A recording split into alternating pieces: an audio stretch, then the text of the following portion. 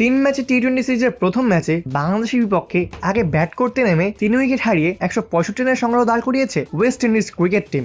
বাংলাদেশের হয়ে জোড়া উইকেট তুলেছেন তাসকিন আহমেদ।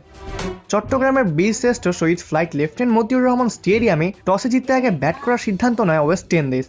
শুরু থেকে দেখে শুনে খেলেছেন দুই ক্যারিবিয়ান ওপেনার আলেক আথানজে এবং ব্রেন্ডন কিং। পাওয়ার প্লে 6 ওভারে ওয়েস্ট ইন্ডিজ তোলে 35 রান বিনা উইকেট হারিয়ে। ওপেনিং জুটিতে ব্রেন্ডন কিং, আলেক আথানজে মিলে তুলেছেন 59 রান। 27 বলে 34 রান করা আলেক আথানজেকে ফিরিয়েছেন, বাংলাদেশকে ব্রেক থ্রু এনে দেন রিশাদ হোসেন।